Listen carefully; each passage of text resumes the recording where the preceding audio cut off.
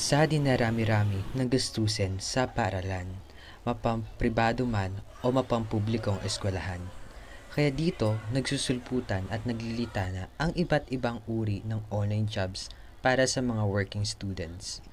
Ngunit bukod dito, ano nga ba ang maaring gawing solusyon at layunin ng mga mag-aaral upang mas matugunan pa ang kanilang pangangailangan sa eskwela?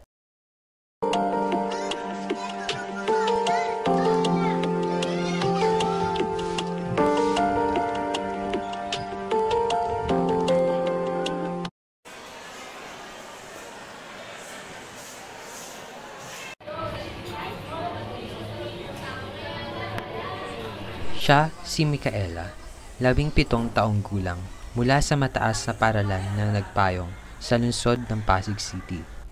Dahil sa hirap ng buhay at kakulangan sa pangangailangan pampaaralan, pumasok si Micaela sa programa ng kanilang lungsod na Scholar ng Bayan.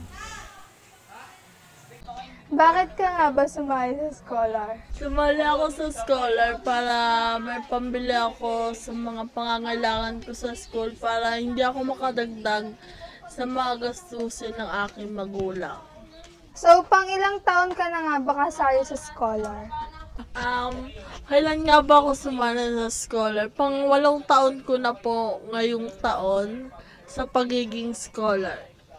Gaano nga ba natutustusan ng scholarship ang pag-aaral mo? Malaking tulong ang scholarship na binigay ng Pasig City sa aming mga estudyante dahil hindi lamang ito nakakatulong sa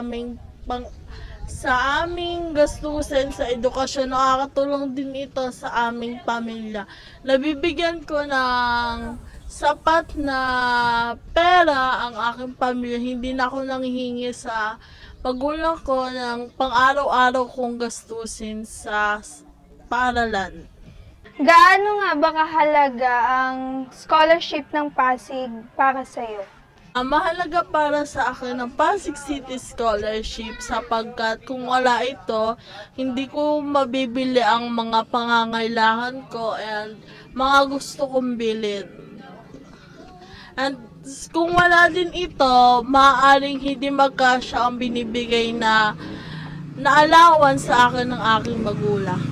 Ano nga ba ang gusto mong maipayo sa mga kabataang gustong sumali sa Pasig City Scholarship? Ang may papayo ko lang po sa mga gusto maging scholar o mapasama sa scholarship program ay magsumikap lang at magsipag sa pag-aaral. Dahil hindi kailangan ng talino dito. Kailangan dito ng tiyaga sa pag-aaral at pagsusumikap dahil kung wala kang pagsusumikap sa pag-aaral, at hindi mo gagalingan sa pag-aaral, maaaring hindi ka makapasok sa program na ito. Ayon sa datos ng Lungsod Pasig, halos 3,000 estudyante ang naidagdag sa mga nakapasa sa Pasig City Scholarship Program or PCSP. Tumaas ang total na numero ng scholar ng bayan mula 12,000 hanggang 23,000 mula noong school year 2022 and 2023. Ayon kay Micaela, sipag at tiyaga ang kailangan upang makapasok sa Scholar ng Bayan at hindi ang talino, dahil ang sipag ay ang susi ng tagumpay. Ako si Charis Lamayno, magandang hapon sa inyo.